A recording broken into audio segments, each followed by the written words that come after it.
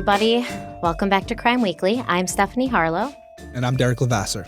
So today we're diving into the fifth and final part of the Gainesville Ripper series. We're wrapping this up, concluding it today. And like I said last episode, there's still plenty to talk about. So that's what we're going to do. On February 15th, 1994, just as jury selection was about to begin for Danny Rolling's trial in the Gainesville Ripper murders of Christi Powell, Sonja Larson, Krista Hoyt, Manny Tabbato, and Tracy Paulez, Danny shocked the courtroom and all of us by pleading guilty. But the trial was far from over. Danny still had to face the penalty phase where the judge and the jury would decide if he should receive life in prison or the death penalty. During the opening statements of this phase, the prosecution argued that Danny deserved death, citing several aggravating factors, including the heinous and cruel nature of the murders. But on the other hand, the defense urged the jury to consider a life sentence, pointing to mitigating factors, such as Danny's abusive childhood and the impact it had on his mental state at the time of the crimes. So that's kind of where we're at here. Mitigating factors versus aggravating factors. Which is the jury and the judge going to lean more towards, and is the defense going to be able to put up compelling enough mitigating factors to convince the jury that a man who's admitted to committing these 5 heinous murders deserves a break in any way, shape, or form? That's where we're at. Yeah, and you would think that automatically the answer to that question would be no, they're not willing to give him a break based on not only the how many people he murdered, but also the manner in which those deaths were carried out. As we've talked about over the last 4 episodes, horrific. This guy's a sick person and should never, ever be given any type of leniency for what he did. But and that's just murder in general, never mind what he did here. And some people might say, like, oh, life sentence, death penalty, both of these are bad. Some might even argue that the death penalty is a less bad punishment because he gets to not live with the guilt of the crimes he committed. But, I would like to then point to the fact that I don't believe these people feel guilt for the crimes they committed. I think they enjoy reliving them and things. So yeah, in Danny Rolling's situation, I think the death penalty is probably the best because it stops him from taking pleasure in reliving the murders of these innocent people. But right, and to get gratification off the hurt that he causes the families, seeing them on the news during anniversaries talking about the loss of their loved one. These sickos get off on that, right? If you're to believe that Rex Heuermann's guilty, that's literally what he was doing, reaching out to the victims' family members to kind of bring up what was going on and talk about their loved one and talk about what happened to them right before. He wasn't doing that for any other reason than his own gratification. So by being around and having the opportunity to watch TV and see these people discuss the hurt that he has caused, in a way, might make him feel good about the situation. I would also argue, and this is maybe a hot topic, but some would say that it's a little too easy in prison for some of these guys. They got cable TV, meals 3 meals, 4 meals a day. They're playing games. They got access to gym equipment, basketball courts, all these different things. I'm not saying I want to be in prison. It's not what I'm saying here. Nope. But I pose this question to all of you. If you had someone who was taken from you and you knew that the person responsible was playing in a 5-on-5 basketball game at the local prison or at the federal level, even whatever it is, would you feel good about that? Would you feel like they're paying for what they did? Or getting his college degree, Yeah, exactly. I don't know. Like your children went to college, were attending classes. They don't get to graduate, but this person gets to go to prison, get their GED, and then get like their master's degree in prison. Yeah. Different conversation for a different day, but I personally believe that if we know for certain that I'm saying certain, and we've talked about it with Scott Peterson and others, if there is no doubt based on tangible evidence that supports the notion that they killed someone, then at that point, they should go. They should go. Now, if there's any question, and I say Scott Peterson for a perfect example because I believe he did it, but I would be a fool not to admit there is a world where he didn't do it. In that case, I do not see a situation where he should be given the death penalty because there is a world where it comes out that he's not responsible. So has to be clear cut and convincing to go the death penalty route. But if it in fact is the case, then See you later, buddy. Or see you never. People like this, they definitely don't deserve to live, and they don't deserve to have access to all of these things when their victims no longer have access to anything. But that's my opinion. But either way, you're going to prison for life or you're dying, you know? Right. Neither of these options in front of you are ideal. So, No, not good. yeah, we just kind of got to see what kind of arguments either side's going to make. And honestly, it's pretty much standard. And this was, back in the 90s, and we still see it, where the defense attorneys will come out, and the sob stories and the sad, this person was never loved, and this person had so much hate in their life, and they were beaten by their parents, and this, and that. And it bothers me because it's like, I don't consider these to be mitigating factors because we know for a fact thousands and hundreds of thousands of people have terrible, terrible childhoods, get beaten, get sexually assaulted, get neglected to such an incredible extent that psychologically they're screwed up forever, but they still do not take that out on others, and sadly they're mostly taking it out on themselves. They don't take it out on others. So what's the difference between somebody like Danny Rawlings and the other hundreds of thousands of people who had childhoods just like his, if not worse, who didn't decide to become serial killers? And that's kind of my thing, where it's like, is there any mitigating factors that make this okay? No, at the end of the day, it's self-control, and it's a feeling of this is my decision. This is a decision. And I read a comment on the video that just posted, because we're filming this on Monday, and our video went out yesterday. Our videos went out yesterday, so part 4.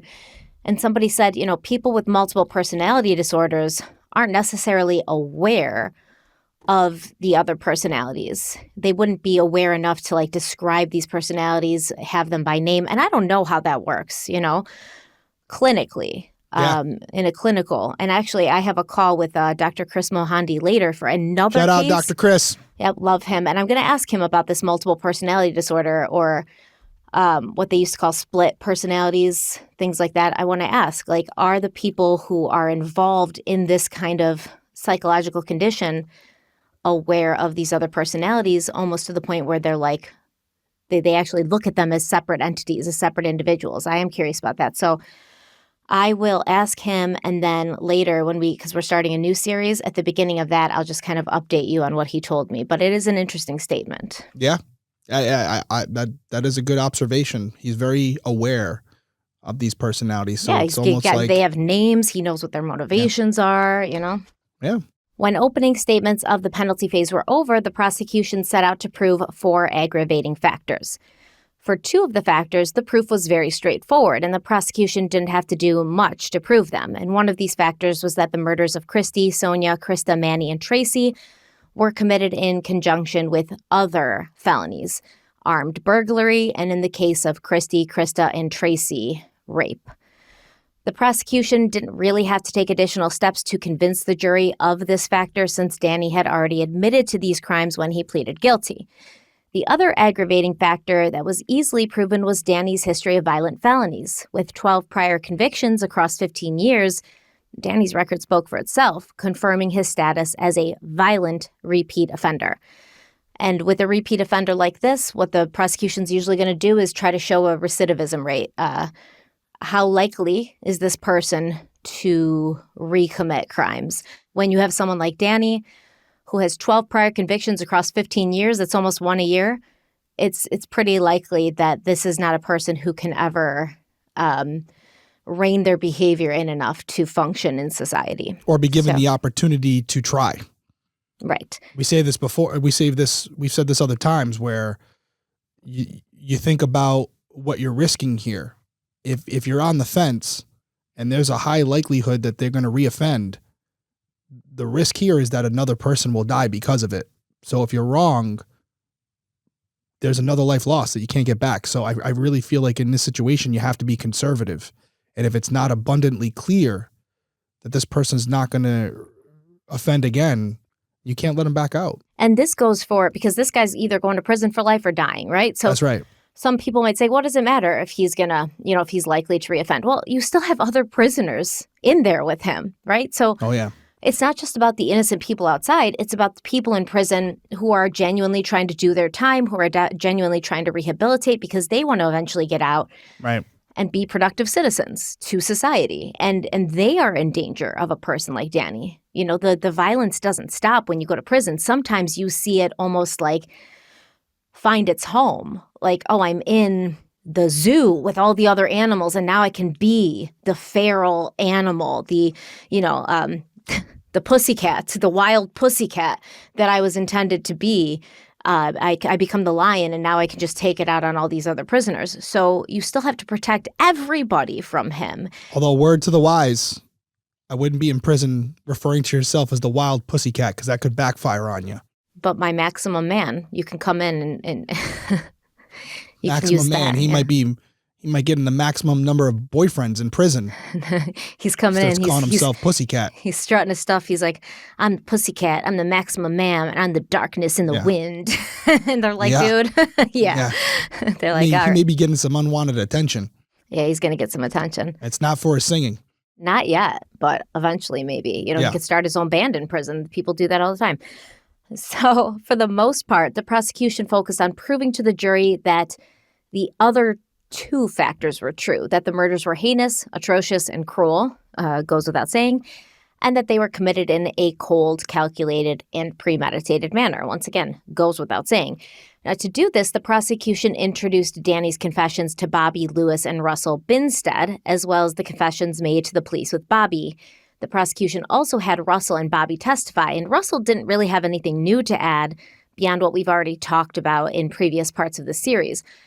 But Bobby, remember, Bobby and Danny were tight for a while. They were like, they had fused, basically. So he probably had some more insight and some extra closeness and connection with Danny that Russell did not. When Bobby testified, he had some new stuff to say that we haven't already talked about in previous parts of the series. Bobby said Danny told him the victims he raped were alive for a, quote, fairly long time before he killed them. Danny further told Bobby that he decapitated Christa to make a statement. He was trying to terrorize the city of Gainesville and trying to make himself famous. He wanted to be a superstar among criminals, which makes sense why he would work with someone like Sandra London, who's going to write a book about his crimes. He's not trying to hide these crimes. He's proud of them.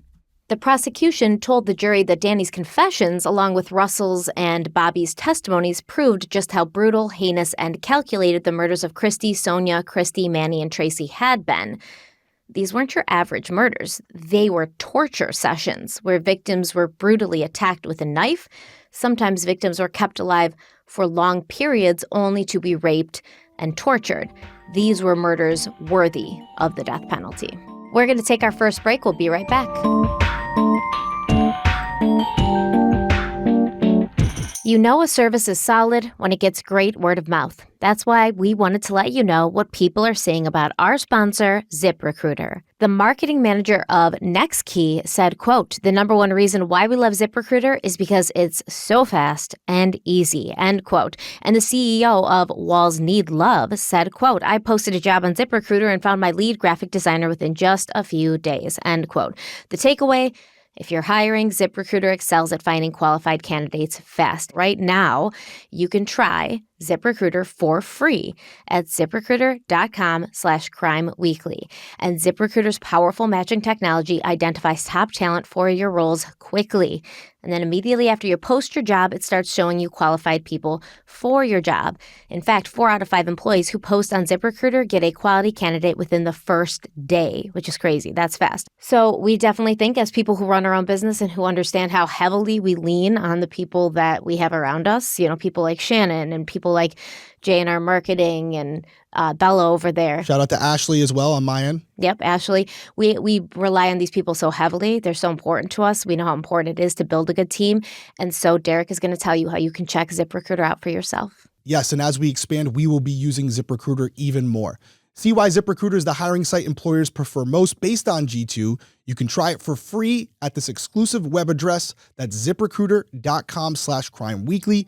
One more time, ZipRecruiter.com/crimeweekly. Crime Weekly is all one word. ZipRecruiter, the smartest way to hire.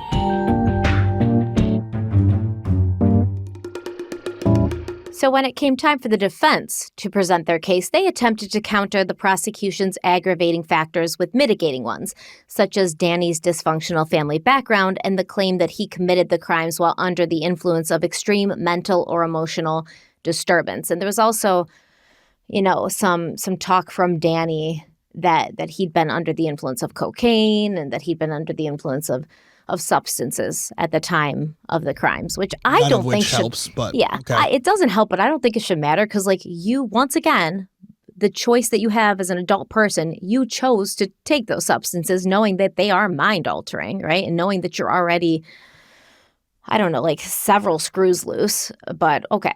I just think overall it's contradictory in what they describe or how they set up their defense compared to what we have as evidence as far as what was done to avoid apprehension. There were mechanisms put in place by the offender, Danny, to try to avoid being caught by the police.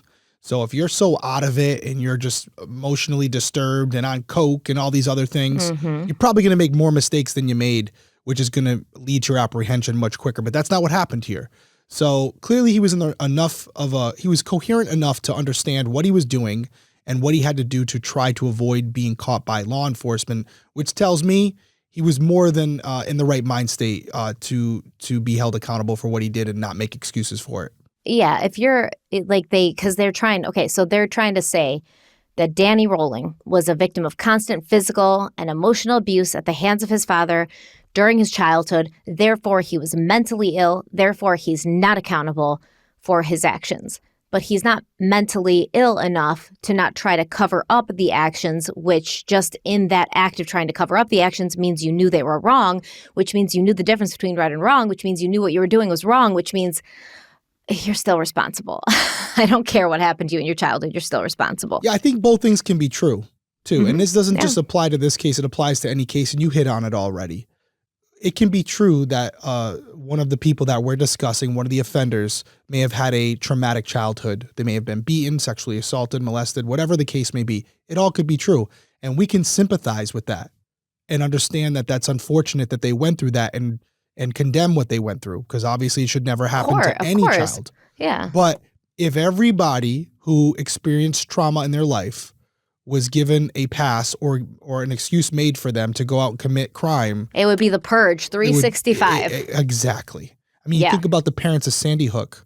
Imagine if they went around shooting people that were not that reminded them of that were out there committing crimes with guns. Or anybody who was a pro-gun person, know, that's pretty much what Danny's doing here. Right. So it's two wrongs don't make a right. I know that sounds so just basic, but it's basic because it's true. We can acknowledge that Danny probably went through some shit, and also acknowledge that maybe even because of those things, he is an absolute monster and a scumbag at this point and should not be allowed around anyone. Both can be true. That's the point I'm trying to make. Right. It sucks. Sorry, but it is what it is. Obviously, they're going to bring up Danny's mother, Claudia, right, to prove and support this argument that Danny had a dysfunctional family. So we've got Claudia. She married Danny's father, James Rolling, in 1953. She was just 19 years old. It was in Georgia. And then she got pregnant with Danny 2 weeks later. So 2 weeks after the wedding, she's pregnant. And apparently her husband, James Rolling, was disgusted by this. Was not happy about it. I guess didn't want a kid. They don't really say why he was disgusted with it. Just he wasn't happy with it. And Claudia testified about how Danny's father, James, began abusing her the year they got married. When she was pregnant with Danny, things didn't change. At one point, James choked her so severely that she nearly passed out. And after Danny was born, James continued abusing Claudia. He would strike her, hold her down, push her, often leaving her covered in bruises.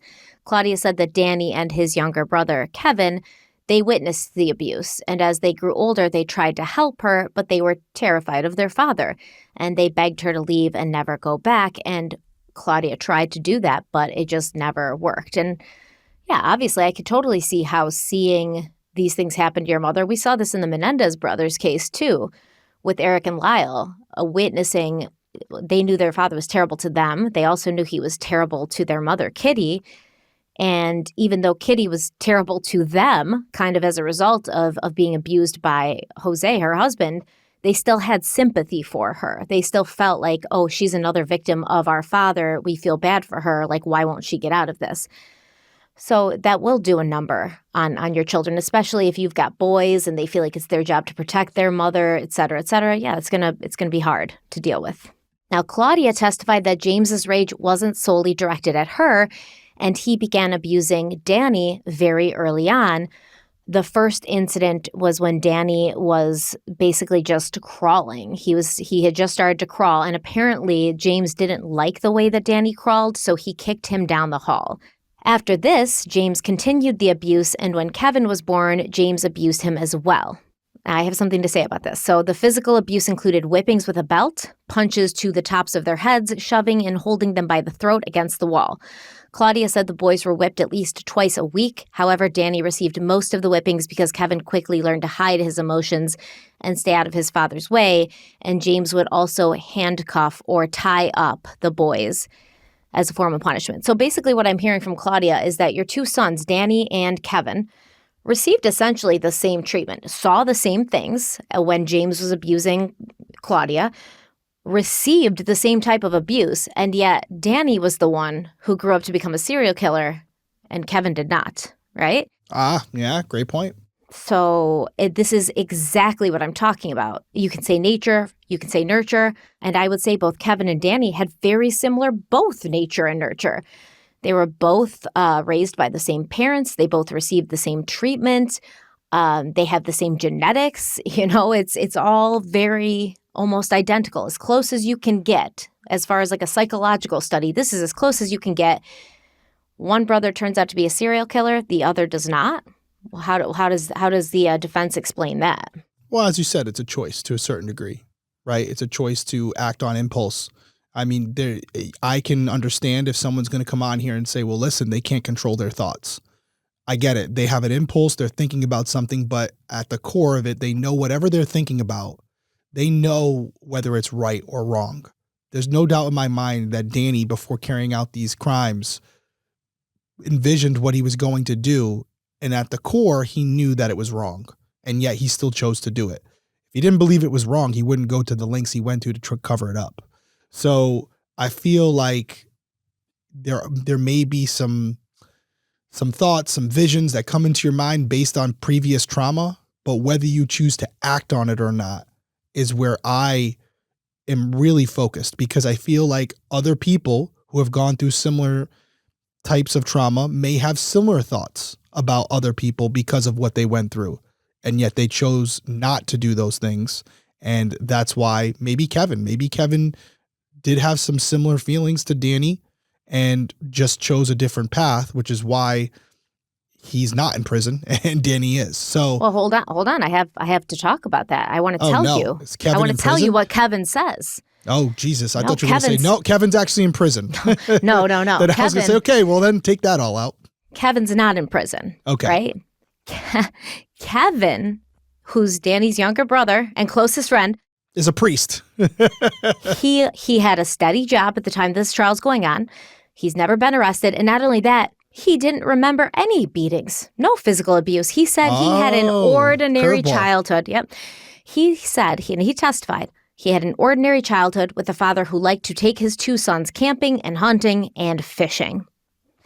So. Well, I could take that two ways, though. And I hate when I do this because it almost sounds like I'm defending Danny. Maybe you have a situation where Danny was abused and Kevin wasn't. So their childhood. No, Claudia's testifying here, the mother, and saying they were both abused. They were both whipped at least twice a week. They both saw me get abused. Why would Kevin say that there was no abuse? Yeah. Because there was no abuse. So it's just his mom and Danny making this stuff up for the purposes of getting him off or getting him some type of sympathy. Check this out. So Claudia, Danny Rolling's mother, the chief source of the abuse allegations against her estranged husband, the prosecution produced records of a 1980 interview with a mental health official in which Claudia Rolling acknowledged very, very quickly and readily she would lie to protect her son. Well, there you go.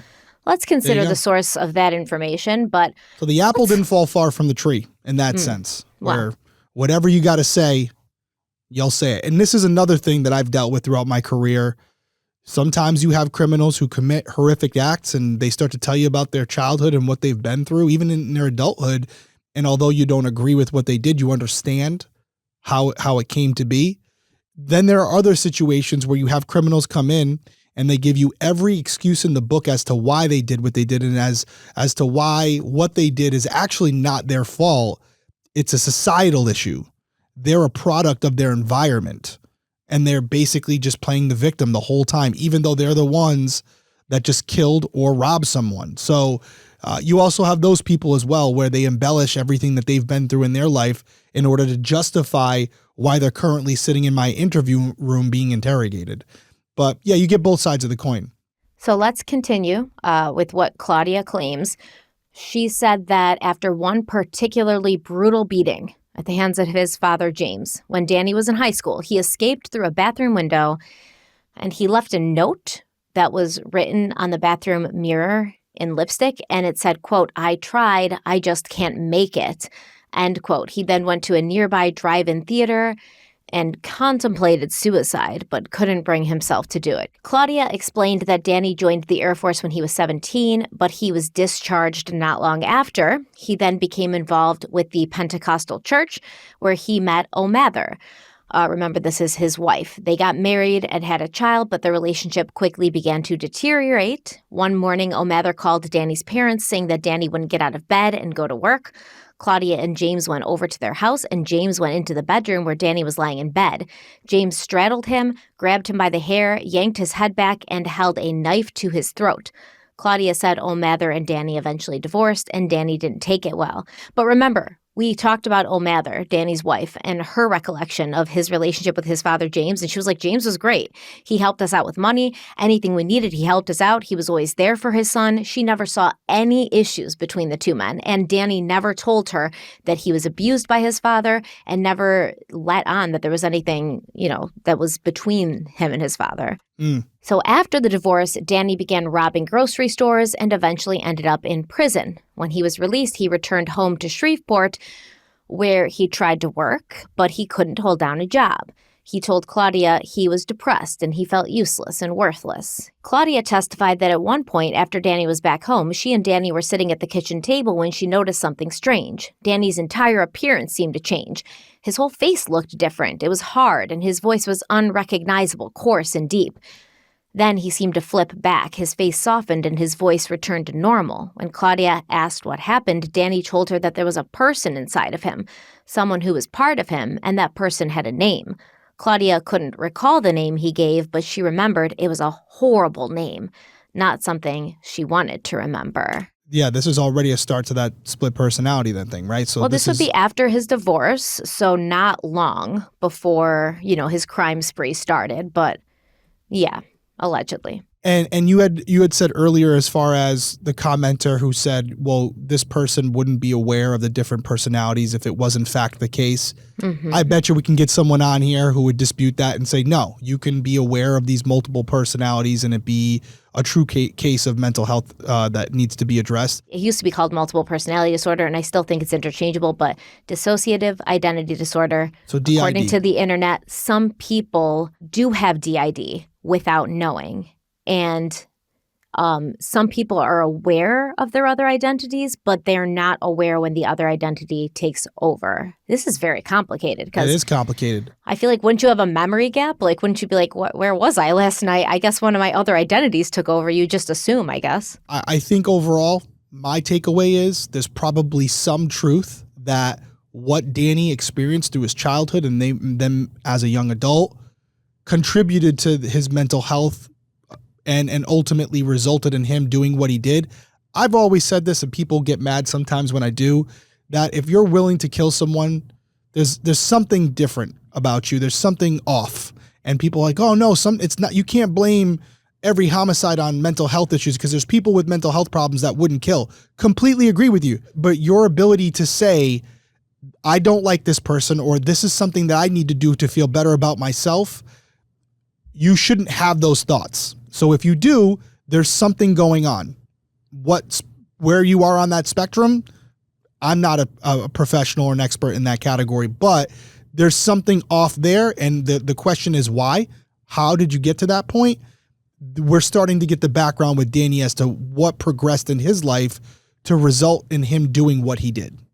I feel like if you were not messed up and broken before you killed somebody, you should be after.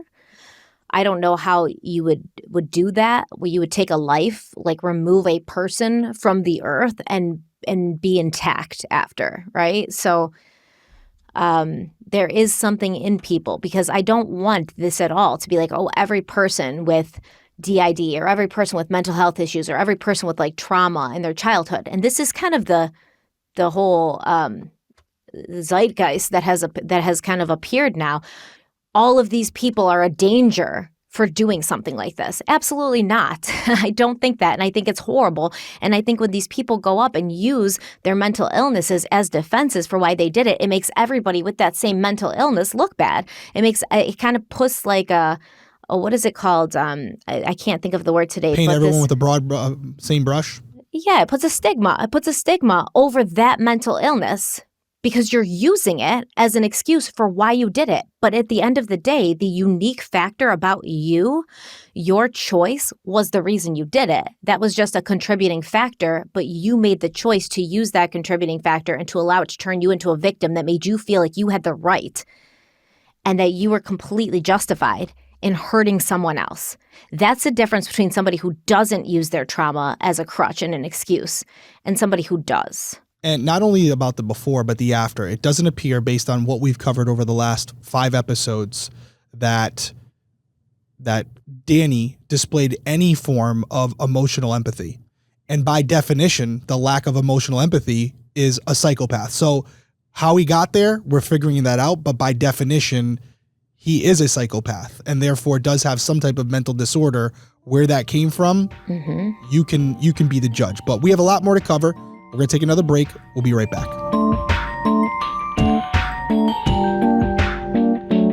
You know how they say happy cat, happy life? I mean, I don't know if everybody has heard that or if everybody says it, but if you have a cat or two, you know absolutely that those cats are running your house. The happier they are, the happier you're going to be. And did you know that cats want variety in their diets just like humans do? And this podcast is sponsored by Smalls. If you're a listener of this show, you know that the cats in our lives cannot live without Smalls, because Smalls cat food is protein-packed recipes made with preservative-free ingredients that you'd find in your fridge, and they deliver it right to your door. That's why veterinarians.org rates Smalls 10 out of 10 for ingredient quality. I know that my mom's cat, Rascal, prefers Smalls way more than their previous cat food, way more than any cat food. We set up a whole taste test. We had some like wet cat food, dry cat food, different brands, and Rascal went right for Smalls every single time. But if you're still not a believer in Smalls, I need you to know that New York Magazine called Smalls the best cat food, according to veterinarians, while BuzzFeed said, my cats went completely ballistic for this stuff. And Smalls was started back in 2017 by a couple of guys home cooking cat food in small batches for their friends, and just a few short years later, they've served millions of meals to cats across the U.S. Plus, the team at Smalls is so confident your cat will love their product that you can try it risk-free. That means they'll refund you if your cat won't eat their food. So there's nothing left to lose. You should try it out. If you've got cats, you have nothing to risk here, and Derek's going to tell you how you can check Smalls out for yourself. That's right. Now's the time to make the switch to Smalls. So head to smalls.com/crimeweekly and use promo code crimeweekly at checkout for 50% off your first order plus free shipping. That's the best offer you'll find, but you have to use our code crimeweekly for 50% off your first order. One last time, that's promo code crimeweekly, all one word, for 50% off your first order plus free shipping.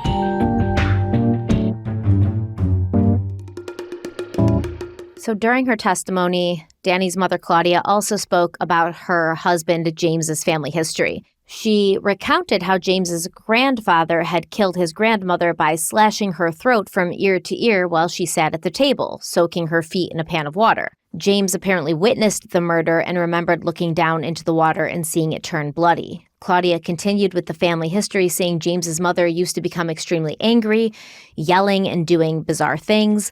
Claudia assumed she had schizophrenia, which ran in the family.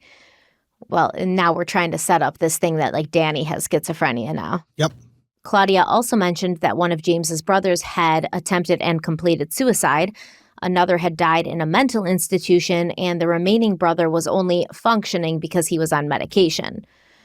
In addition to Claudia's testimony, other family members, including Danny's aunt and cousin, as well as a neighbor, testified about similar abuse they had witnessed when they were around the Rolling family. It seemed like Danny really did grow up in a dysfunctional family with a lot of abuse, just like the defense was claiming, but was that enough to spare him the death penalty? And once again, it seems like he did, but I don't believe that he did. We have his ex-wife saying there was never any issues between him and his father. We have his own brother who grew up in the same house with him saying, no, there was never any sort of abuse. The prosecution had a letter that Danny Rolling wrote during which he recalled one difficult Christmas when there was very little money for presents. And so his father, James, actually surprised him on Christmas Eve with the gift of a puppy that they named Rocky. So they're kind of showing that, like, they didn't have a lot that year, but James still found a way to make Christmas special. And over, the prosecutors showed that James Rawlings was there for Danny when he was really struggling through life. When Danny Rolling dropped out of high school, when he, got kicked out of the Air Force, when his marriage fell apart, when he was released from prison in Georgia, when he was released from prison in Mississippi, when he violated probation, each of these times, James Rolling took Danny back into his home. And when he could have just easily been like, I hate this kid. I've hated this kid since he was a baby. Couldn't even stand the way he crawled. You're on your own now, son. I hope the world sucks you up and spits you back out, but I never want to see you again. But instead, he was there for him with money, with a place to live. Just in general, this does not seem like an abusive person. So, in my opinion. He might have been. Who knows? Who knows? I don't even have an opinion on it. He shows signs of both, and actually both can be true. I've seen times where the father will come home, beat the kids up the night before, and the next day he's taking them to the park because inside they feel guilty about what they did. And so they're kind of that Dr. Jekyll, Mr. Hyde, where they go back and forth, and they could show moments of greatness, which is why people choose to stay sometimes. True. But then also in moments be the most dangerous person in the room. And so you can be both. That's true. But still, let's say nobody really, even his own brother, was like, what abuse, right? Yeah, that is concerning as far as the overall validity and credibility of the story, for sure. Yeah, but let's say it happened. Is it enough, considering that hundreds and thousands of people go through the same thing, is it enough to spare him the death penalty for these murders? So the defense's other main mitigating factor was that Danny committed the murders while under the influence of extreme mental or emotional disturbance. To try and prove this factor, multiple health experts testified about Danny's mental health, his childhood, and the murders. And all of these experts told the jury that they diagnosed Danny with various personality disorders, including borderline personality disorder and antisocial personality disorder. The experts believed that due to these various personality disorders, which seemed to stem from his abusive childhood, Danny was under the influence of extreme mental or emotional disturbance at the time of the murders. A lot of experts' testimony was focused on why Danny decided to kill the Gainesville students. One expert testified that Danny told him initially he went into the college students' home to rape, not kill them. When asked why he ended up killing them, Danny said, quote, I can't understand. The only thing I can say is somewhere in my subconscious mind there was a need for revenge for all the things that had gone wrong in my life. End quote. Danny explained that he wanted revenge because of his experiences at Parchman Penitentiary in Mississippi, the prison where his solitary confinement cell would get flooded several times a week with 3 inches of raw sewage. Danny said he was tired of suffering and wanted others to suffer as he had. The homicides were a way for him to release all his pent-up frustration, anger, and need to obtain revenge for the way he had been treated in prison. I don't see any way he was treated in prison. He's trash, and so why is him sleeping in a cell that's filled with raw sewage and trash a bad thing? Like, trash with trash.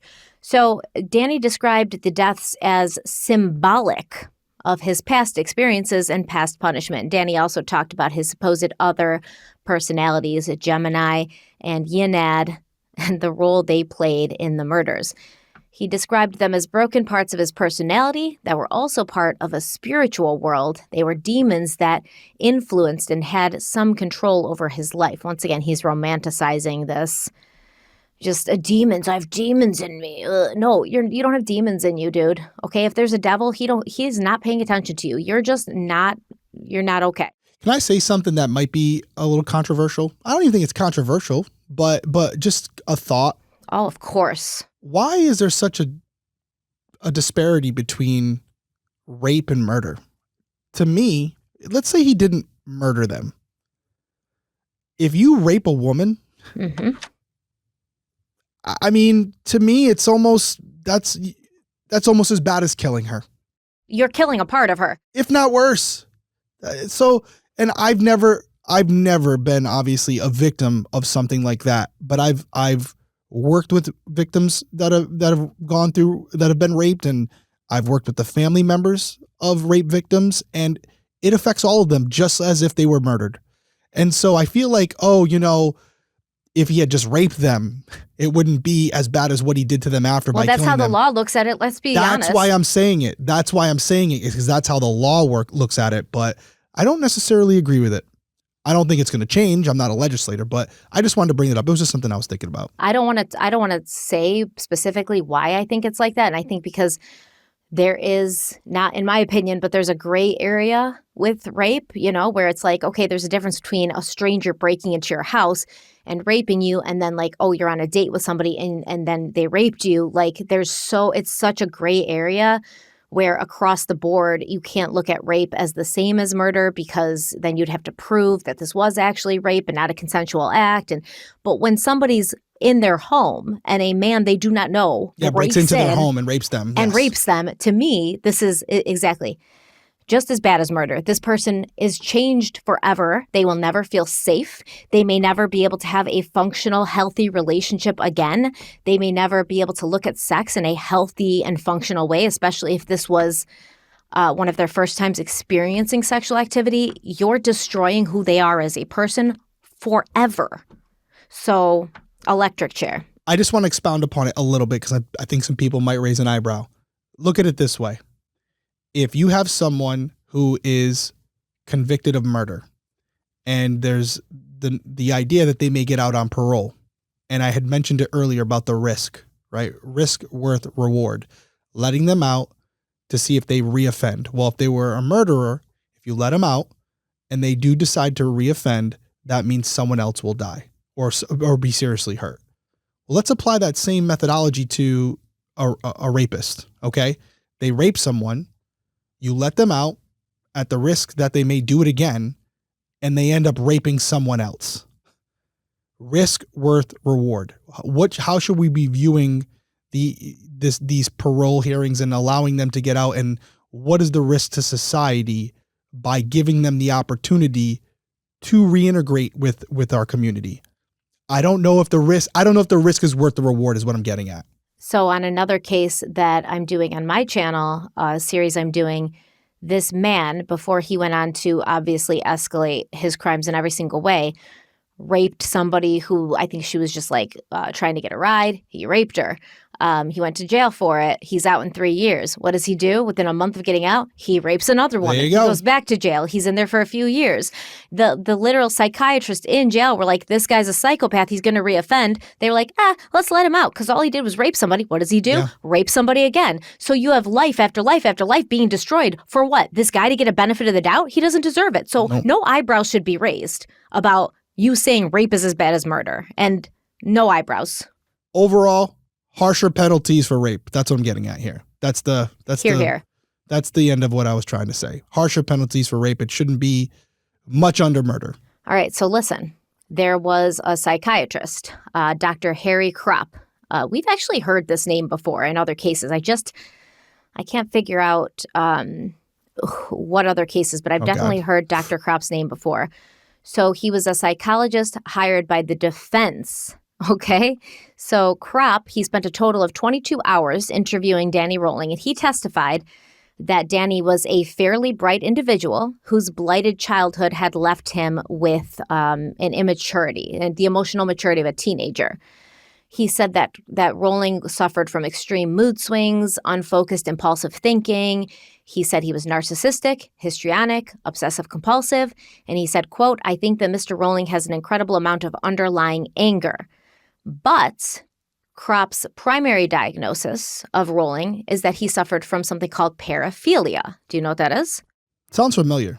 You're a peeping Tom. You're a peeping Tom, right? You get off on watching people and fantasizing about them and things. Well, when he was just 14 or 15, he would go out at night, look into people's windows for hours on end. Sometimes he would masturbate as he watched from the darkness. Other times he would watch families engaging in like mundane activities, eating dinner, watching TV in order to feel as if he belonged. Now, how did this sexual disorder relate to his childhood? Dr. Kropp never really explained. And he never really explained to jurors why Danny Rowling graduated from voyeurism to sadistic murder. Like, we don't understand how one thing how do you make that leap? Got to the other. Right. Apparently, what he did say, Dr. Kropp, under intense cross-examination by the prosecution, is that Danny Rowling was not insane. Danny knew right from wrong when he killed. He showed cunning and calculation in the way he killed, and he was very much in control of his own actions throughout his sadistic rampage. Very much in control. And remember, this is a doctor, a mental health expert hired by the defense. So with that in mind, let's see what else these people say. And just to go back to what you said 2 seconds ago, as far as the question as to how we went from peeping in windows to raping and killing people. Yeah, that's a leap, right? I think it can just be as simple as an evolution or an escalation in terms of trying to get the same gratification you got initially.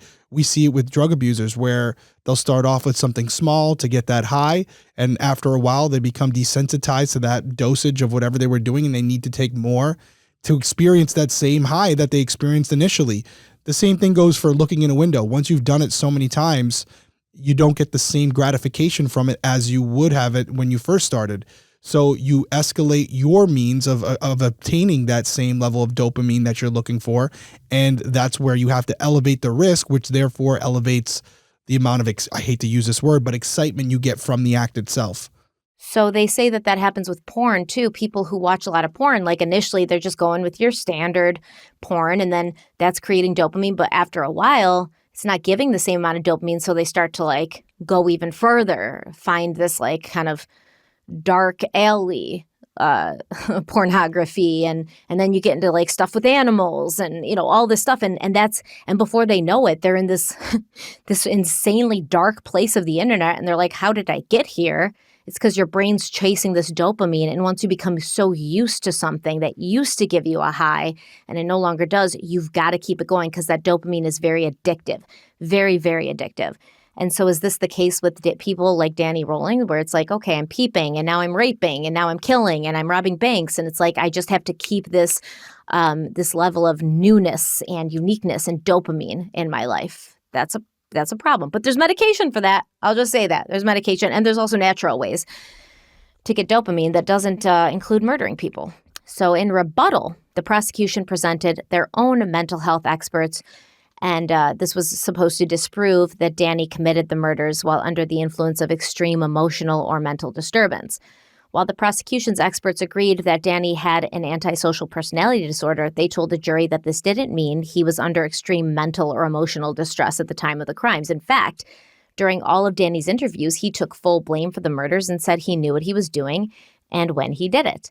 One of the experts further told the jury that everything Danny claimed about his multiple personalities, Gemini and Ened, likely came from the movie The Exorcist 3, which was released around the same time as the Ripper murders. If you've never seen The Exorcist 3, so did most of people. They didn't see it. It was just not a very good movie. So the expert explained that in one interview, Danny admitted to seeing The Exorcist 3 in theaters right before the murders. So the expert then watched the movie and was shocked by how many parallels existed between Danny's story and the movie. For example, In the movie, the killer was named Gemini, just like Danny's really bad personality. In the movie, Gemini communicated by writing in backward English, similar to how Danny did with the name of his supposed personality, Yened, which is Danny spelled backwards. And to top it all off, the movie shows a bird dying and lights flickering when Gemini is coming or present. And that's exactly the same things Danny reported experiencing whenever Gemini was around during his time at Parchman Prison. So, it looks like he did draw a little bit of, inspiration from this movie. And it's not the first time we've seen that. No. And I think it says that maybe he's not as much of a creative genius as he thought he was. But let's take a quick break, and we will be right back.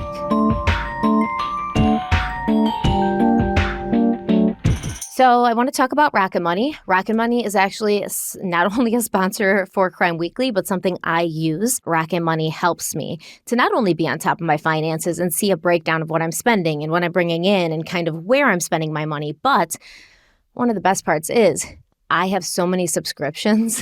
I always forget about them. I always forget to cancel them. I'm always spending way too much money, and Rocket Money is finding subscriptions that I've forgotten about or that I paid twice for, things like that, subscriptions I don't need, and they're helping me cancel them and kind of get that off my plate. So, I mean, can you name every single subscription you have? I definitely know I can't name all mine, not even half of them. I get nervous because my kids now have the ability to sneak in there and sign up for something on Amazon, or I got Bluey subscriptions and all these other things that I didn't know I had. And I just learned that over 74% of people have subscriptions they've forgotten about. But with Rocket Money, I don't have to remember every subscription or remember to, pay them or remember to cancel them because I can see them all laid out right in front of me. Most Americans think they spend about $62 per month on subscriptions, but the real number is closer to $300. For instance, I just got my August financial report from Rocket Money. The August financial report tells you what you spent last month, including bills.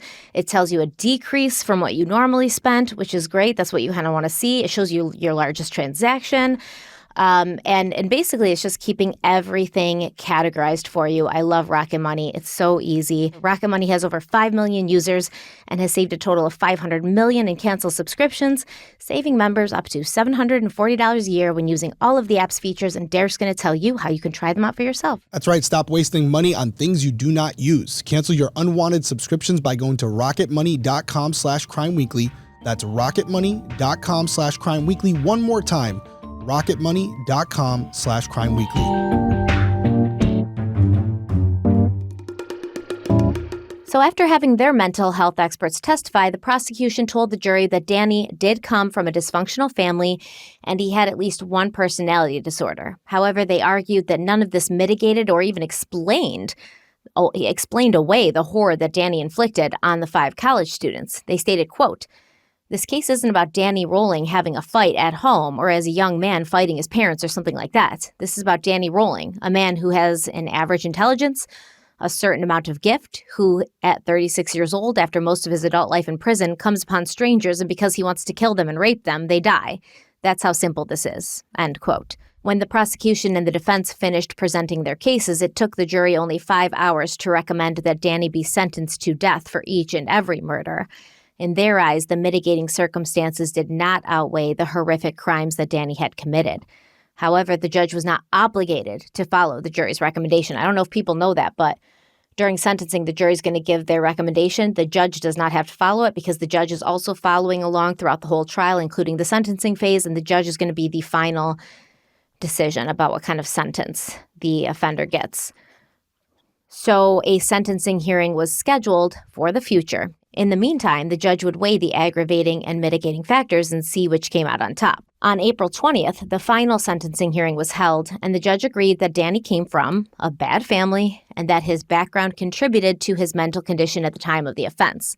However, the judge found that this did not outweigh the heinous and calculated murders Danny had committed, and as a result, the judge determined that Danny did deserve the death penalty for each homicide and formally sentenced him to 5 death sentences. This really didn't come as a surprise to anyone, as it seemed like the death penalty was basically created for people just like Danny. This is not somebody who could be falsely they can't accused. they can't be saved.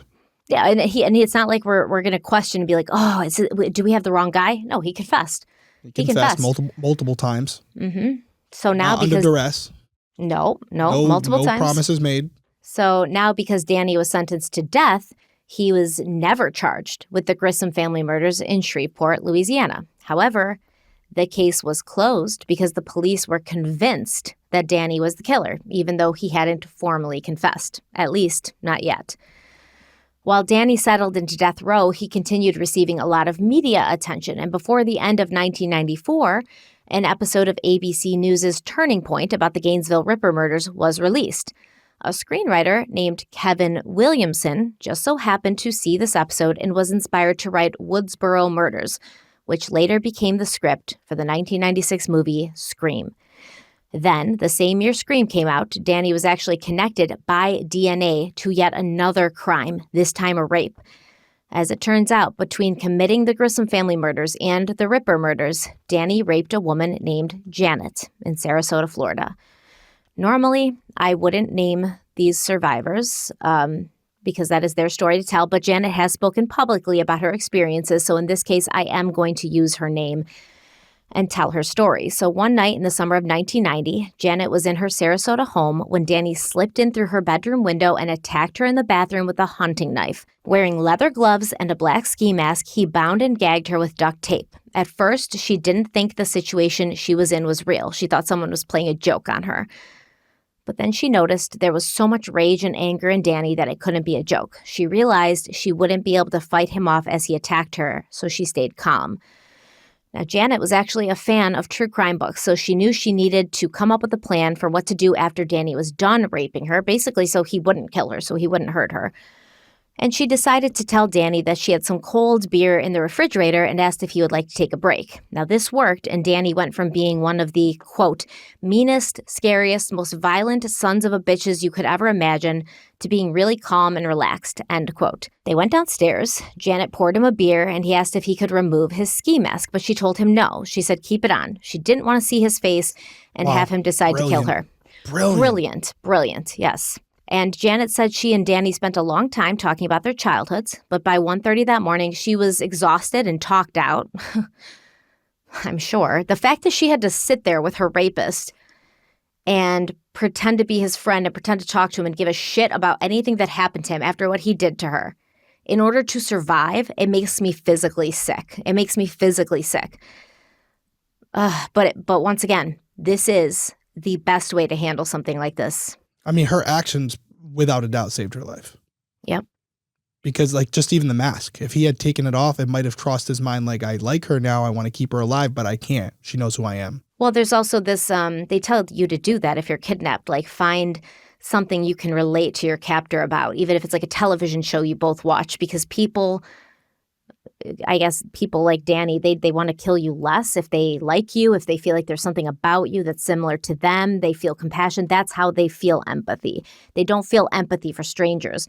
They only feel empathy if something about you reminds you of them, right? So like if you had an abusive childhood and they had an abusive childhood, suddenly they can relate because this is something they already relate to. But if you have something that happened to you that's horrible, but it didn't happen to them, he's really not going to care, right? So yeah, it's all about them. So Janet's tired and she's like, maybe it's time, for you to go so I can go to bed. And he was like, okay, I'm going to leave. But he did ask Janet to wait 10 minutes before she called the police. And then he left. And then Janet called the police. But unfortunately, they weren't able to identify the rapist. And to me, it's like, okay, she poured him a beer. Poured him a beer makes it sound like that she used a glass. Did he not put that glass to his mouth? Right? I mean, who knows what was used? It could be glass. Either way, it could have been taken for DNA purposes, fingerprint purposes. Well, he had gloves on, but just the fact that you put it to your mouth. He didn't take the gloves off? He's asking to take off the mask. You don't think he took off the gloves? I mean, I'm sure he didn't, actually, because of fingerprints. Remember, he's raised by a cop. He didn't take it off because of fingerprints. He was asking to take off his mask. Yeah, because he was going to kill her. Yeah. Yes. So for years, Janet obviously didn't know who raped her because the police couldn't figure it out. But then in 1994, she saw that Danny pleaded guilty to the Ripper murders, and she immediately recognized him by his voice and body language as the man who raped her. So she contacted the police, but they weren't certain that he was her rapist until 1996 when they sent evidence to the FBI for analysis, which confirmed that Danny was the rapist. Since he was already serving a death sentence, he was not taken to trial over this horrific crime. However, at least Janet now knew the name of the man who caused all that pain and suffering in her life, which I don't know how that helped her. It doesn't, yeah. So it could be a situation where they did have something there forensically that was his semen, most likely, yeah. Well, a rape kit for sure, but there may have also been something in the house. There may have been something that he touched that she did provide to them and say, hey, as we were moving through the house, he put his hand here, he put his lips here, whatever it could be. Could be saliva, could be something. But at minimum, they have that rape kit to go back to as well. So once you have DNA to compare it to, you got him. Well, at that same time, Danny was being connected to the rape of Janet. He and his fiancée, Sandra London, we haven't talked about her yet today, they published their book, which they titled The Making of a Serial Killer, The Real Story of the Gainesville Murders. Now, when Janet learned that Danny and Sandra had released their book, she went to read it and discovered that Danny had actually talked about raping her in that book. Wow. I know. So obviously, this is traumatic. So she falls to her knees. She's completely sickened by the details, seeing it from his perspective, right? I can't even imagine. So other people were also upset about Sandra and Danny's book, as they should be. And Sandra and Danny... Who published this book? So the publisher of this book is a publishing house called Feral House. And I believe that Sandra is connected to Feral House. Let's look at it really quick and say about Feral House. Adam Parfrey founded it in 1989. Since then, it has consistently published innovative, unexpected, and thought-provoking nonfiction, inspired films and cultural trends, exposing crime, malfeasance, and stupidity, and celebrating artists and thinkers overlooked by popular media. Feral House and sister press, Process Media, are headquartered in Port Townsend, Washington.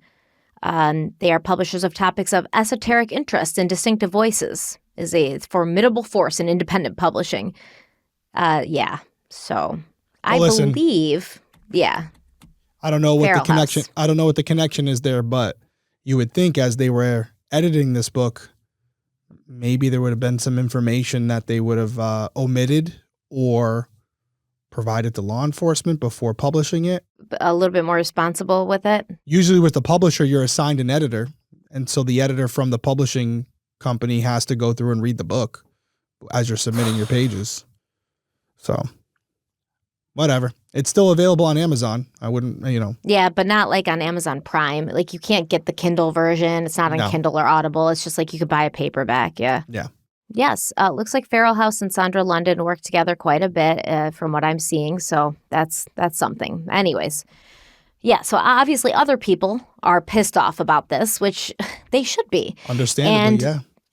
Yeah, and so Danny and Sandra were eventually sued under Florida's version of the Son of Sam law, which prevents convicted felons from profiting from their stories. A judge eventually ruled that neither Sandra nor Danny could profit from Danny's story, and $20,000 in proceeds from the book could be seized from Sandra. Now, things just kept getting worse for Danny and Sandra, who...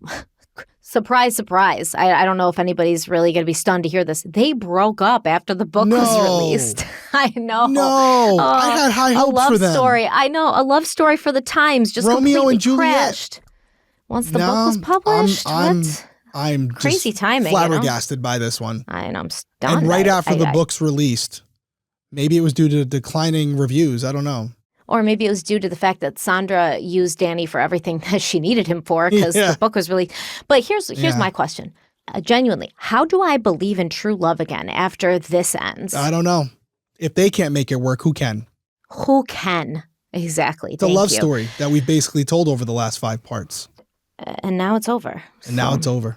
It's like, where do broken hearts go? All right.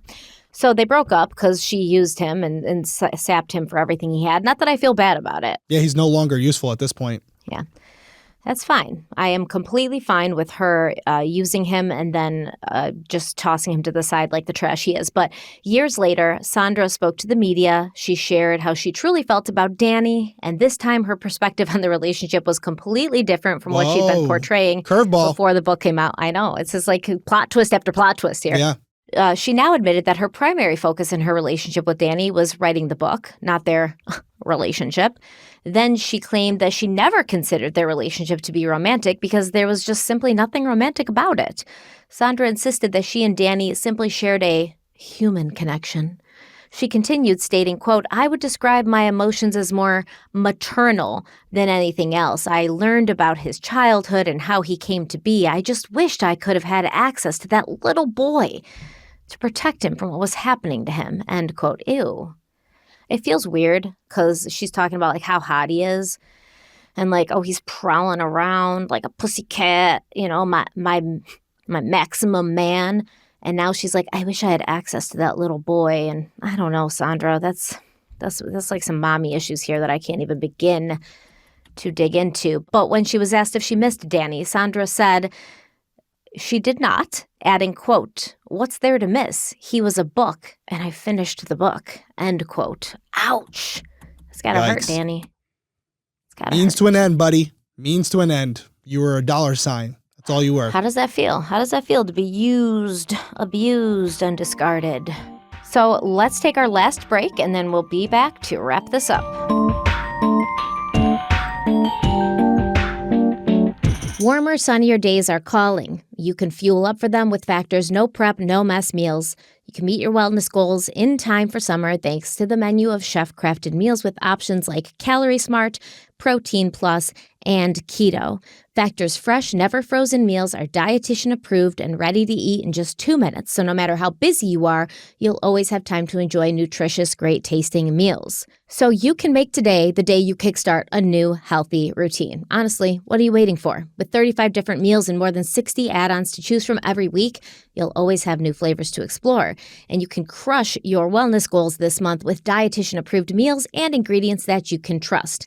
You can make your day delicious from breakfast to dessert, stay fueled with easy, nutritious options, and treat yourself to restaurant-quality meals that feature premium ingredients like filet mignon, shrimp, and blackened salmon. And listen, I'm a big seafood snob. I don't eat it everywhere. I certainly usually don't eat it if it's in like a delivery or like a frozen meal thing, but the blackened salmon from Factor, it tastes so good. So if you want to try Factor out for yourself, Derek's going to tell you how you could check them out for yourself. Head over to factormeals.com/crimeweekly50 and use code crimeweekly50 to get 50% off your first box plus 20% off your next month. That's code crimeweekly50 at factormeals.com/crimeweekly50 to get 50% off your first box plus 20% off your next month while your subscription is active. And if you do any add-ons, check out my favorite, the smoked cheddar and bacon egg bites. I love egg bites. Chef's Kiss, you love everything I select. Everything I picked. Go check them out. Get them for yourself. And you can copy me just like Stephanie does. I love egg bites, dude. Go check them out. So today we're talking about Helix Sleep, and I also just want to talk about sleep in general. Super, super important. Helix Sleep really helped me because I've been using their Midnight Lux mattress for several years, and I find that I'm just sleeping better throughout the night. I'm not tossing and turning, which means I'm not waking up, which means I'm not interrupting my sleep cycle, which means when I wake up, I feel more refreshed and I don't feel sore like I've run a marathon. And Helix has a bunch of different mattresses to choose from, and they're all going to be personalized because Helix knows that sleep is not a one-size-fits-all situation.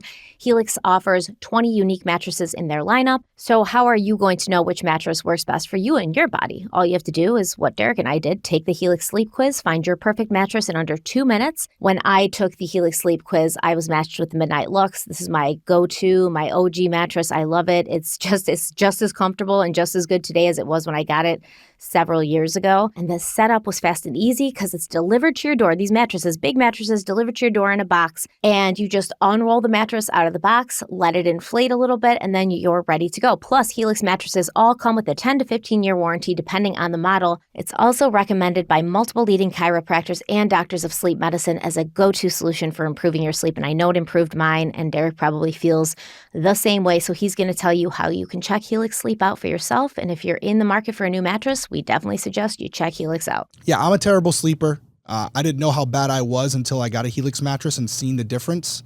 And it's made a dramatic improvement in my sleep quality and how I feel throughout the day. And I think it could have the same effect on you guys. So if you want to check it out, Helix is offering 25% off all mattress orders and 2 free pillows for our listeners and viewers.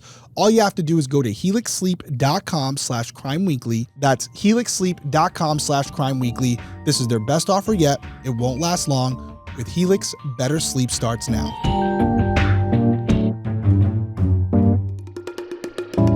So in the years following the couple's breakup, Danny occasionally spoke to the media, and at one point he wrote a 17-page letter to the Associated Press where he again claimed that he committed the Ripper murders because of the abuse he endured as a child and his treatment in the Mississippi prison Parchman.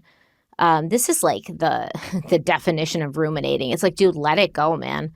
Let it go. He wrote, quote, "A mangy dog gets more consideration than what I received in Parchman. Imagine being forced to dwell in a prison cell that floods out 2 to 3 times a week with putrefied raw sewage and having to exist in such filth over 8 months till it drives you crazy as a loon," end quote. Dude, it is 8 months. It wasn't even that long. It's not like you were in there for years, my friend. He ended the letter by saying, quote, "Any complaint I may have pales in comparison to the terrible wrong I inflicted upon good people. I stand in the shadow of their suffering. If it is to be mercy, then I shall be eternally grateful. If it is to be the wrath of vengeance, then God grant me the strength to face what I must, for I owe a debt I cannot repay, not even with my own life," end quote. No, dude, but it's a good start. It's a real good start.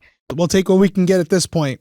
Yeah, I mean, if it's your life, I mean, obviously the debt's not repaid, but you're not around anymore, so there's that. There's that. Even though Danny acted like he was remorseful in that letter, he still tried to appeal his death sentence, but he was unsuccessful. By 2006, more than a decade had passed since Danny was sentenced to death, yet he was still alive, which was deeply frustrating for the victims' families. They couldn't understand why it was taking so long to execute him. He'd confessed to the murders. DNA evidence confirmed he was the killer. All of his appeals had been denied. Like, what's the holdup? Finally, in September of 2006, Florida Governor Jeb Bush believed it was time to move forward with Danny's execution. He signed Danny's death warrant, and the execution was officially scheduled for October 25th. Many family members of the Ripper victims spoke to the media about their thoughts on Danny's upcoming execution.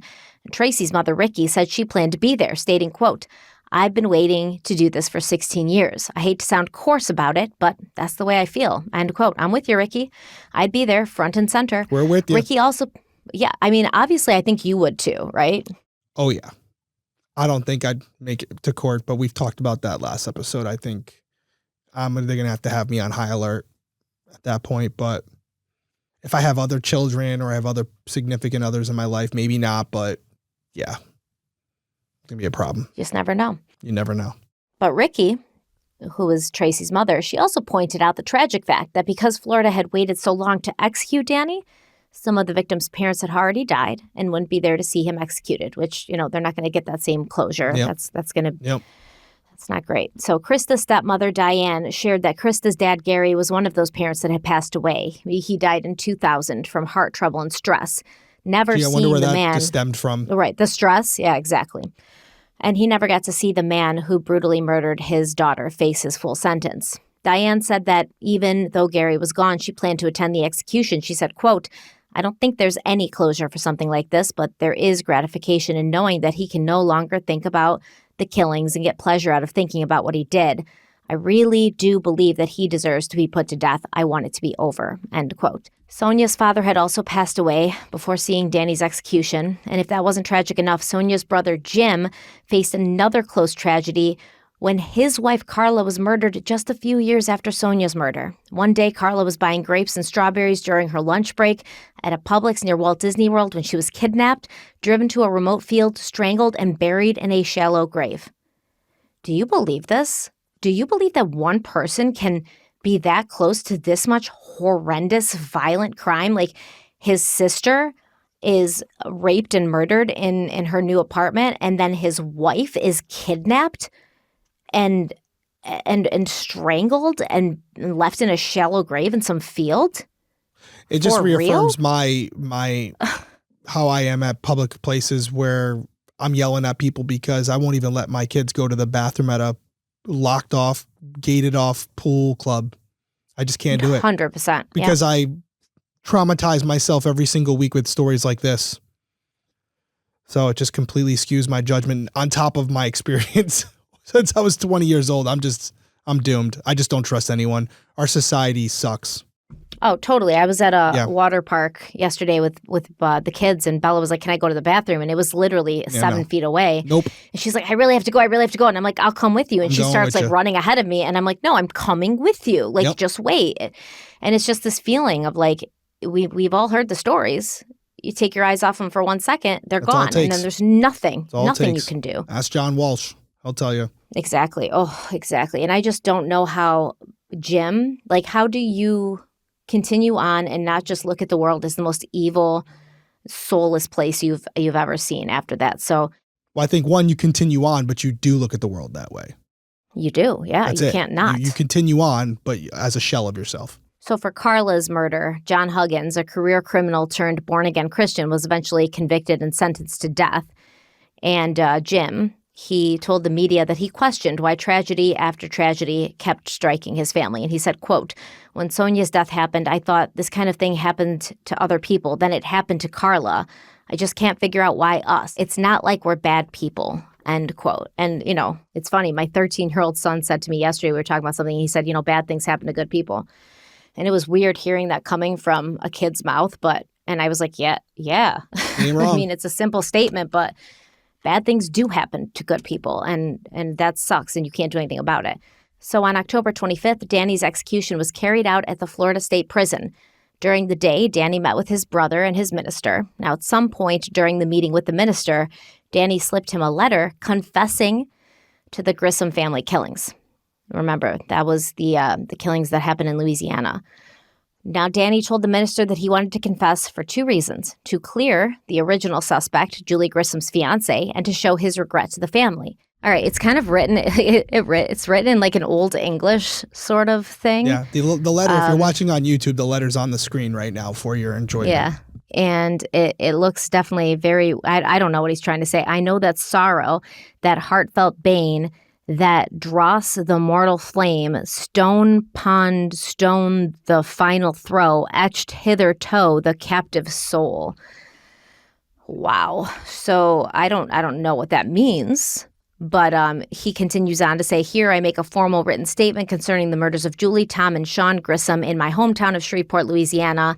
Hal Carter, Julie Grissom's former fiance, is 100% innocent, totally pure of that crime. I and I alone am guilty. It was my hand that took those precious lights out of this old dark world. With all my heart and soul would I come bring them back. Being a native son of Shreveport, I can only offer of this confession of deep felt remorse over the loss of such fine, outstanding souls. Have wept an ocean of tears, by which mournful doth float upon a sea of regret." End quote. This guy's an idiot. I hate him. I hate him so much. God damn it, I hate him so much. Because you're not going to have to deal with him much longer. He didn't cry no ocean of tears. He didn't feel remorse over this. The only reason he's confessing is because he wants to be this famous serial killer, and he's already getting murdered. He's getting killed, right? So he's thinking, well, the more bodies I have under my belt, the more famous I'm going to be. So I need to make sure that people know that I did this. Yeah. There's definitely a self-serving element to this, to, like you said, to build up his character. To everything he does. Yeah, it all comes back to him. To build up his enigmatic, origin story, the anti-hero origin story. And you got to make sure that everybody knows the kills that you did. You got to make sure you're taking credit for them. So when they write about you and they talk about you, they know you didn't just kill 5 people. You actually killed 8 people, Right. So, yeah. It's like sit on the table and shut up, buddy. You're gone. Hate him. I hate him. So Danny's last meal included lobster tail, butterfly shrimp, a baked potato, strawberry cheesecake, and sweet tea. Afterward, he was taken to the execution chamber where 16 family members and friends of the Ripper victims were waiting, along with 3 members of the Gruesome family. Before Danny was executed, he did not offer any last words. I'm surprised by that, by the way. I'm stunned. Yeah. I'm surprised he didn't have, like, they were like, do you have any last words? And he's like holding up a single sheet of paper, and then he like moves his fingers, and the sheet of paper is like, and there's like, yeah, exactly. It's like 12 feet of paper. And he's like, I do have some last words. Yeah. But that didn't mean he was quiet, right? He sang a gospel hymn. Quote, "Thou art the Alpha and Omega, the beginning and the end. The sound of thy voice stills a mighty wind. None greater than thee, O Lord, none greater than thee." End quote. Don't think that's going to save you, my dude. Don't think it's going to save you. So Danny was then administered a lethal injection. He was pronounced dead at 6:13 p.m. Afterwards, the Florida state attorney stated that the death penalty wasn't harsh enough. He said, quote, "I'm sitting there watching that, and running through my mind is what I know he did to those kids." End quote. I do agree with this in some situations. Without a doubt. Yeah. It's like the electric chair at least was like kind of torturous, but this lethal injection, sometimes it's like they just go to sleep. Yeah. And there should be a little bit of an eye for people like Danny, where it's like, all right, before we lethally inject you, let's do some of the things to you that were done to your victims. You know, just for shits and giggles. I'm surprised he didn't, depending on what type of custody he was in, I'm surprised he didn't get more backlash while in prison, to be honest with you. By other prisoners, you mean? Raping kids? Yeah. Well, they technically weren't kids, okay? They were young over adults. the age of 18. Either way, raping women, I mean, I could tell you, they must have had him in like some type of solitary confinement, not really around They Gen probably Pop, did. Protection, yeah. He was on death row. So isn't there some isolation there? Yeah, isolation there, because if he was around other prisoners, he wouldn't have made it to this. I can guarantee you, he wouldn't have made it. Well, a spokesperson for the state's attorney's office added that he was surprised by Danny's last words, as were we. He said, quote, "I really believed if you were truly sorry and remorseful for what you did, you would say something to the victims' families. But I have to realize who I'm dealing with. We're talking about a serial killer." End quote. Exactly. Yeah. So many times, and nobody's perfect, right? Nobody's perfect. But there's like people who have good intentions and who just generally are good. They can never understand the actions of those who are apathetic and have no empathy and just are psychopaths. They don't understand. They're like, well, logically, I thought you would do this, but you didn't. You're not dealing with a normal person. You cannot make sense. You can't make any sense over what these people do and why they do it. No matter how long you think about it, no matter how hard you try, it'll never make sense to you. Danny's attorney also commented on Danny's last words and said, quote, "I was hoping he would have repeated to the families what he told me, that he was very remorseful. I think that's what a lot of those family members were hoping for, and they deserved it." End quote. I wouldn't be hoping for that because I wouldn't believe it. I wouldn't believe it. Yeah, no, I don't need any words. I just want to watch you die at that point. I'm glad you didn't say it, honestly, because it's not true. You're just lying, and you've done enough of that, and nobody wants to hear shit from you anymore. So Tracy's mother, Ricky, said she felt nothing but hatred when she looked at Danny, yet she couldn't tear her eyes away during the execution. She said, quote, "I saw his breath go out of him. I was mad all the way through it." End quote. Christa's stepmother, Diana, said, quote, "I guess this is the final chapter of this book. Maybe now that this is over and we don't have this cause to fight for, we can try and relax and live with the memories of our children." End quote. Julie Grissom's mom, Joyce, also spoke to the media, stating, quote, "Even though he's gone, it doesn't change the fact that our loved ones will never be with us again. It is a type of closure, but it will never, ever bring our children and loved ones back to us. He's robbed us of so many things." End quote. Yeah, pretty much, exactly. And that's kind of where we are. I'm glad that he was murdered, and I'm glad that he was put to death, not murdered. I'm glad that he's gone and that he would not live to see another day. It's just, it's very difficult to kind of look at what happened and say that this is the outcome that was the best. Like, nobody does feel better. Like, when she said she saw his breath go out of him and she was angry the whole time, it's because you know he died a far more peaceful death than your daughter, you know? Yeah. I do want to say, though, that just recently, as recently as May of 2024, there was an article in the paper, and it says family members of a missing 17-year-old from Louisiana are questioning whether his disappearance could be connected to serial killer Danny Rolling, who murdered 5 college students in Gainesville, Florida in 1990. So this person who's missing, David Yeager, he disappeared from his family home in Shreveport in 1971. His family's still looking for answers more than 50 years later. And obviously, as we know, Danny Rolling was not only born and raised in Shreveport, but he killed 3 people in Shreveport. Yeah. So Kelly Chance, who's the missing teenager's cousin, she said, quote, "I noticed where Danny Rolling lived is about halfway where David would be walking down Mansfield Road a couple of blocks over on Canal Street." And then in August of 1990, then Danny Rolling went on to kill the 5 students in Gainesville. And they basically are wondering, could David have become a victim of Danny's?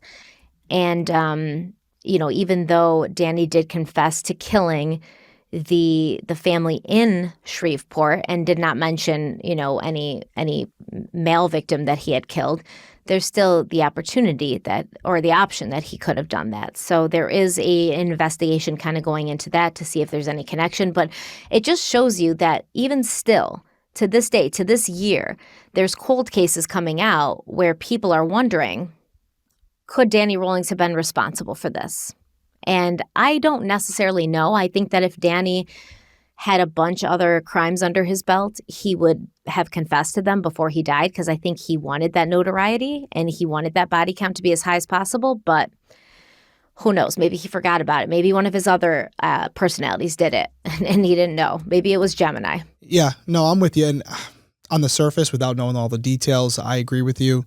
I don't think it's likely that he's responsible for this. I feel like, as we mentioned, when he confessed to the Grissom murders, there's a self-serving purpose to it, to build his legacy, quote unquote legacy.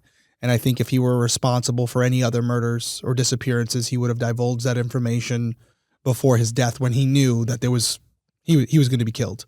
And he didn't. And I will say this about Shreveport and about that area surrounding Shreveport. It's got a high crime rate.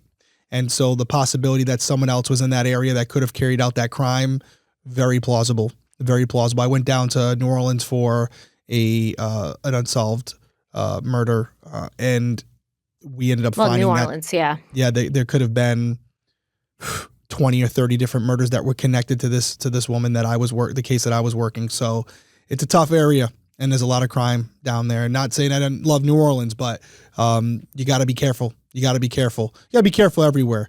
No, my takeaway from this entire series isn't necessarily about Danny Rolling or what he did to these victims. It's about our justice system. Honestly, that's my takeaway with this one, because in many cases I'll say, okay, here's what we can learn. Here's what we can do to better protect ourselves and the people we care about. You guys hear me say it all the time. There is nothing that could be done here. These women and a man were inside their homes, and they were doing nothing wrong. They were, in fact, doing everything right, and yet they still became victims of these horrific crimes because of this animal. And there's no way to prevent that. You walk into your home and someone's inside. I mean, now you have alarm systems, et cetera, all these things, but there's not much you can do in this case. If it's going to happen, it's going to happen. And it's unfortunate that it did. But I think as a justice system, as law enforcement entities, we can do a better job of identifying and communicating with each other, when I'm talking about municipalities, to avoid a situation where similar MOs are occurring in different municipalities, and yet that information is not being shared across jurisdictions, resulting in something slipping through the cracks.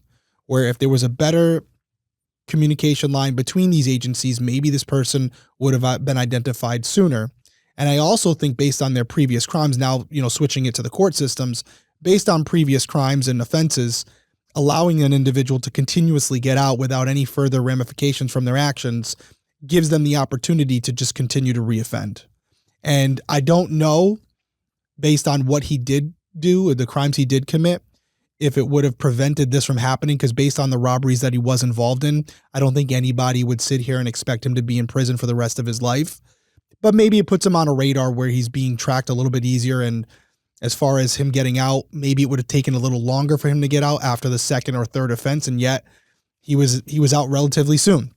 So overall, just as a law enforcement officer, a former law enforcement officer, it's hard for me to hear these cases because I don't necessarily think these crimes were preventable, but I do think the investigations could have been streamlined and better conducted where maybe after the gruesome murders, we don't have these individuals being killed in Gainesville.